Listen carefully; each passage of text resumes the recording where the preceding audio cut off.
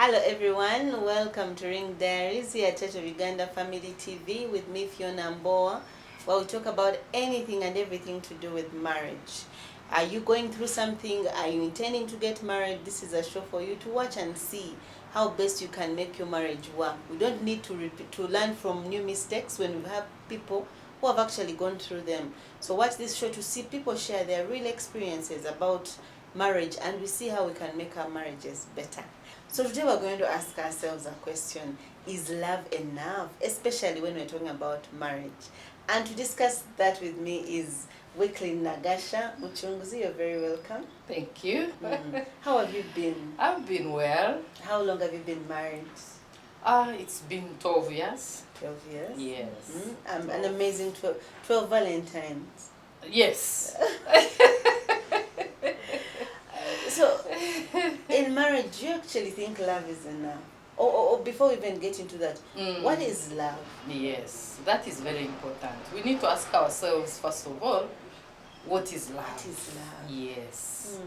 You see, biologically, we are told love is that bunch of feelings. Butterflies in the stomach. The feelings, what you feel about someone is what we call love. But when you go through the experience and you look at what love is, then the meaning changes. Why? Because yes, it's the feelings, but in order to sustain that love, there's a lot of work that needs to be done. There is more, because if you depend on those feelings die. Yes. Okay. Feelings die. Today you see someone, you feel you like them. After a short period of time, you feel you can't stand them. Then you are picked interest in another person. You feel now the feelings belong to someone else. So love is fluid like that. It Yes, keeps changing. it keeps changing. The feelings, especially that part of the feelings. So from what I've seen, from what I've gone through, I would say love is what we do.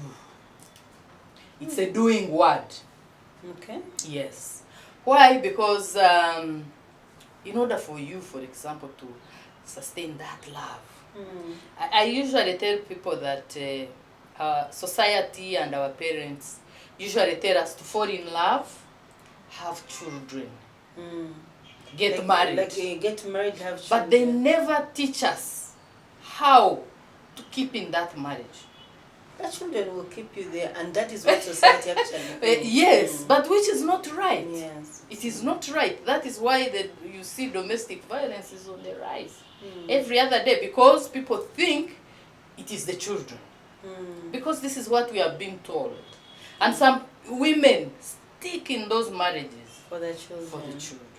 Yeah. Even when they want to go, they go back home, they tell them, no, what about the children? And the focus goes on the children, and they forget what you're going through. Exactly. But when we look at that, then we are now looking at things in a traditional way, and we forget that we are Christians. We are Christians. When it comes to marriage, we are talking about leaving your parents and going To this person. and cleave. Cleave, that word cleave is the highest level of intimacy. So you see, now we are from love to intimacy. So love alone, it is very important. But it's not It is enough. fundamental, but it's not enough. Because now when I bring in the element of intimacy, that is an addition to it the is an love. addition to the love.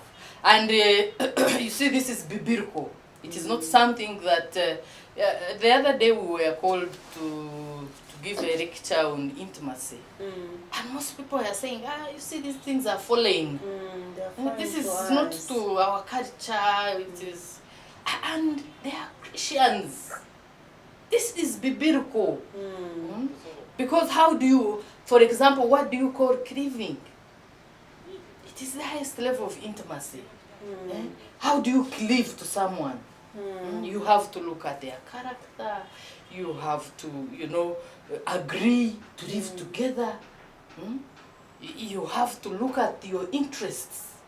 Are they similar? How do we harmonize our interests so that we do things together as a team, in order to keep that love strong. So meaning, okay, so from the bottom line, we are saying love alone is not enough. Yes. So what are those things that we need to add to the love to make it enough? Number one, I already introduced the Intimacy. Yes. Intimacy is very important. And in Runyankore, we go to the Runyankore word of intimacy. It is called the Chimanyani. Yes. I didn't know there was a word. It is there. Okay. It is there. There is, I have forgotten the professor's name. He's writing the Runyankore dictionary with the Museveni, the president. And when we consulted him, he told us it is actually called the Chimanyani. Okay. That is intimacy, yes. So you can see it even has a word in our local language. So the intimacy, I think, is very important. It's very important. It is very important. It helps the love to keep flourishing, to move, because otherwise those feelings will go. Yes. But when you keep doing these things, like I said from the beginning, love is a doing things. It is what we do. When you keep doing these things, which things are those? Because I want my viewer to understand the things we should do that can actually make love work. The things we should do, for example, this is a love month. People are going to exchange. Today is 14th. People are going to exchange presentaries, gifts, messages, and those are very important. Okay. Because when you gift someone, when you send an important message, when it gives this person a message that they are special in your life. Otherwise, if you don't do that, they may think the love has stopped. We're just ordinary. We are just ordinary people, yes. So we need to keep those in action. We need to gift ourselves. In case you're a couple, once in a while, you can take your partner out. You see, from the beginning when we meet, we usually have things we do that keep us that attract us together. Yeah. Those things we don't need to run away from them. We need to keep them. They may not be very often because of life and its challenges, but they should come in. They should come to remind us. You see, even when we are doing counseling, we usually ask couples, what did you do at the beginning? When you are still dating. Then you ask, why can't you do that? Why can't you go back to that? Because they are that important that they will sustain the relationship, the love, the marriage. So intimacy is very important. Then we also have things like effective communication. Okay. When it comes to communication, we have a very big issue. I think maybe people need to be taught how to communicate. Okay. Most we are not communicating well. We do not communicate. Okay. We don't. Because from my small experience, the people I've talked to, when you ask them, why don't you talk about the issue? Then they tell you, yeah, we talk about it. Then you ask them, okay, how do you talk about this? Then you look at someone saying, the other day he came late. Asked him where he was coming from. And he didn't want to answer. What should I do? So you can see that there was no communication. Yeah, there was no communication. And especially the men, we have that culture set up. A man should not be asked anything. A man should not be asked He's supreme. Anything. That is very wrong. In a sense that, but because we know it as women, we should not also use that word. Okay. Where are you? We can use other different words to communicate, to get the our same, message. yes. Yes. For example, you can call him and say, hi, how is the evening? Then he will tell you, well, it's okay, I'm here at this place.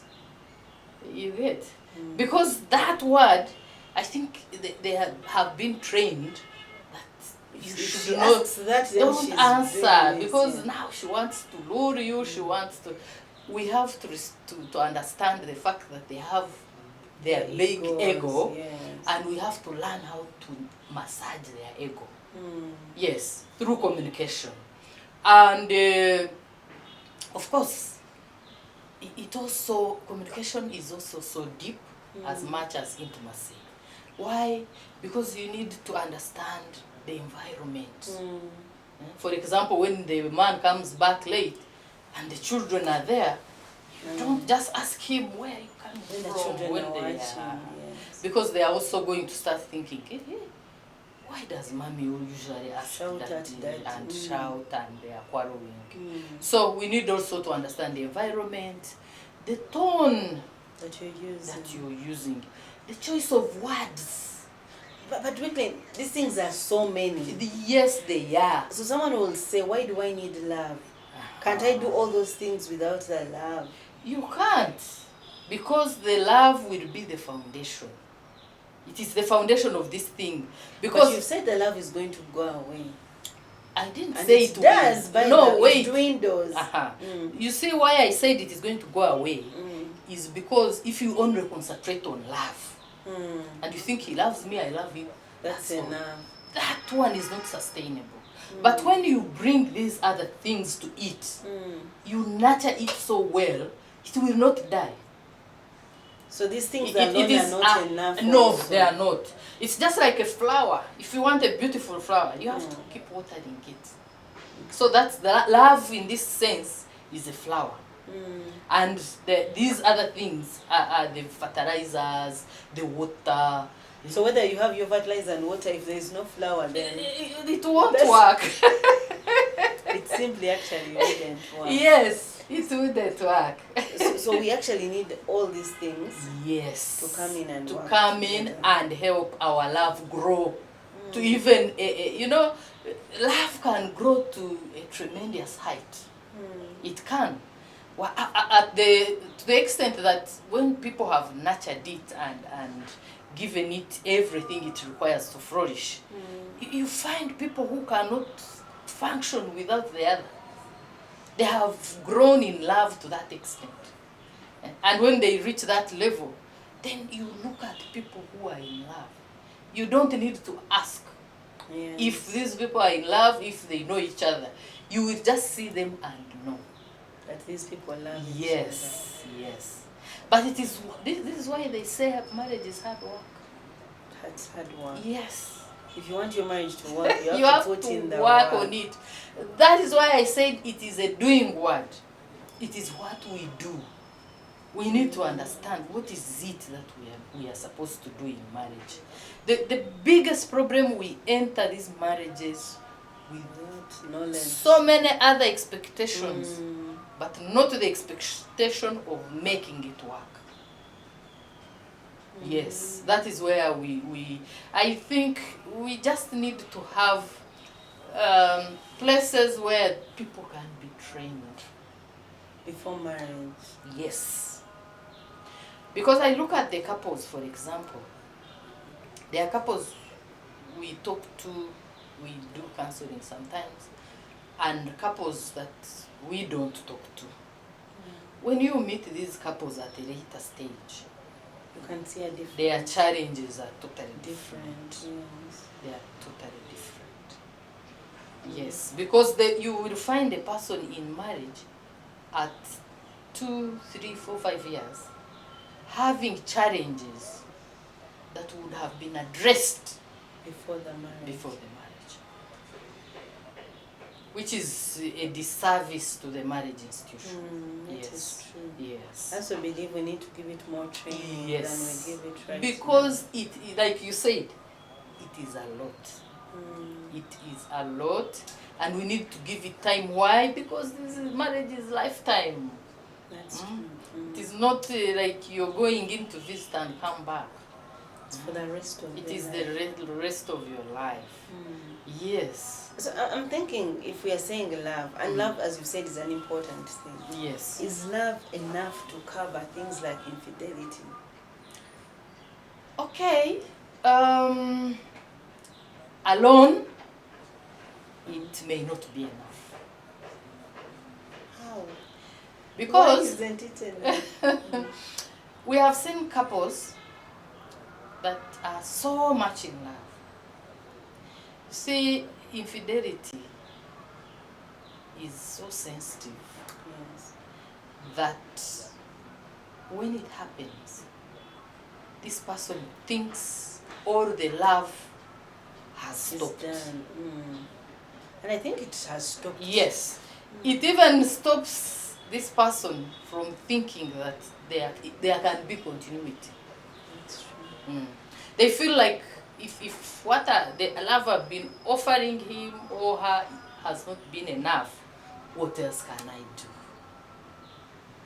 But like I explained earlier, if you have all these things, the intimacy, the communication, you see, now the intimacy will bring in the element of memories. This person goes back, visits the memories and says, I've been betrayed badly, but what about those memories? How come he gave me such a life? But you'd say if that life was enough, it should not have gone out. Yes, that one of course comes to you, but with time, when you think through, then you look at those things. Actually, the biggest things that bring back the love when it has come to a standstill is always the memories. Thinking back. Yes. Thinking back, looking at her, then you're like, but if we talk, is he willing to go back to that? So that is why love cannot stand alone and sustain such a sensitive situation. So in this case, what do we add to the love to make it? Yeah, and there is of course what we call emotional intelligence. This one is also so important. You need to understand your significant other, understand them, what they like, what they don't like, and their weaknesses and their strengths. And because we are partners, when you understand the weakness of your partner, then you can highlight and agree. And I usually tell people, if it is possible, can you help this person overcome the weakness? Hard paper. Yeah. That's a hard paper. Because if they're the ones who have wronged me and I need to help them, oh my Yes. God. Because you don't want it to happen again. You don't want it to happen again. So for example, the issue of infidelity. Do you know that some people go through that not because they want to? What? What do you mean not wanting to? Yes. What Some happened? people, it is the peer pressure. They have a group of friends and this is what they are doing and they think it is something good. It is okay. It is fine. They are married. They are doing it. Why not me? Why not me? They are my friends. Huh? We even have people here in town. Groups of friends. They rent a home, like a house, stand alone. And this is a place where they are just taking their side chicks. It is rented year after year for that. So you start to feel, in order whoever to belong, has takes there, and in the evening go back home. So you can see how people can be influenced in such. So such a person, when they are handled well and talked to, they can live. They can really overcome that. And some, it is the background. where they have grown from. Someone has grown up in a polygamous family. So that's what they know. Yeah, that's what they know. It is normal. It is normal. They know my father used to have my mother and there were other women. What is wrong with that? Yeah. So that is why I said, if possible, we need to have people trained before they get into marriage, so that some of these things are understood. For example, when we are having these counseling sessions, the first thing we ask is the background. Where you have grown up from, what was the setup, to understand the mindset. Yes. Yeah. To understand the people's mindset, so that we can try and talk to them around that. Yes, it is so important. But what I'm hearing is love is an ingredient. It is not the whole thing. It is not. But here there is this idealized thing that people have about love. Like you think as long as we love each other, nothing else matters, we're going to go and make this work. No. How do we balance that with the reality of actual marriage and what happens? You see, that is why I said people need to have this training. If they are talked to and told some of these things. But I was hosting a single girls and they were saying the problem is you're not telling us the truth. That's true. You're not telling us the truth, so we are getting into this on wrong assumptions. That is very true. It is true. Most of them are just ignorant. They don't know. They don't know. As long as I meet you and we are in love, and that is all we need. So how are we able to balance that with the reality of what we're going to marriage? Yeah. That is why we usually tell the people who are going to get married, look for a couple that you think you believe in. Let them nurture you. Let them mentor you. Go, let them talk to you. Yes, in case of any, there are some challenges, even before you can go through them, you talk to someone. People who have been there, people who understand these dynamics. Yes. Some of us who were very unlucky, we didn't get this training, but we put in extra effort. So if you don't get that training, you actually have to work hard. You have to. I can tell you, for me, particularly me, the challenges I faced immediately after marriage, I had the urge to find out why they were happening. And in the process, I had to read a lot of information. I have to do a lot of consultation. And eventually, I found that these things can be overcome. Yes. They're not a dead sentence. No, they are not. They are not.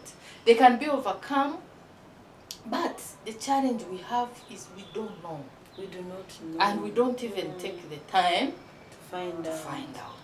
But now if they're saying even that people should be helping us, they're not being real with us. That's true. Just tell you marriage is beautiful. It's beautiful. You come and get married. Then you reach there. This information is also sensitive at the same time. You don't just sit with someone's daughter or son and start, giving them all that information. You're going to find this, you're going to find that. Then some of them will feel like you are scaring them. And some of them will feel like, maybe this person doesn't want me to get married. Why are they telling me all these things? So, but if we have an organized system that trains those young ones, then they will understand that these people, they will understand the reality. But before we do that, we are yet to see these things. We are yet to see most of these things. And I can tell you there are people I've seen 30 years in marriage, but they're still facing those challenges. First year problems. Those ones, they're still dragging with them because they have been dragging with them from day one. And they're never resolved. Like we said, the tradition is with them, my children. I can stay for my children. You see? If I leave, my children are going to suffer, so let me suffer for their sake. Absolutely. Absolutely. So the balance, where does the balance come from? Balancing the love and the reality. This is the balance. I usually look at 3 things. In marriage, we need knowledge. Too much of it. Eh? Too much of it. And this knowledge that we read, we attend seminars, we go for counseling, we do this, is also not just enough. You know, there are people who have the knowledge, but they have never put it in practice. Exactly. That's true. For example, when you meet a doctor who smokes, he has all the knowledge. He has, but he still doesn't care. So you have to have that knowledge and understand it very well. When you so that is knowledge, understanding, and wisdom. Wisdom to apply what you have understood, to the real life. Okay. Those 3 are very important. Very, very important. And when you have them, you're able to balance. You are able to balance. Because you understand, first, that love alone is not going to be enough. 2, you understand that these other things are equally very important, and you must learn them. And then you apply them. Okay. We're going to take a short break, and when we come back, we're going to continue this conversation about love and it's being enough or not enough. Thank you very much for watching. I'm Phiona Mbowa, your Church of Uganda Family TV.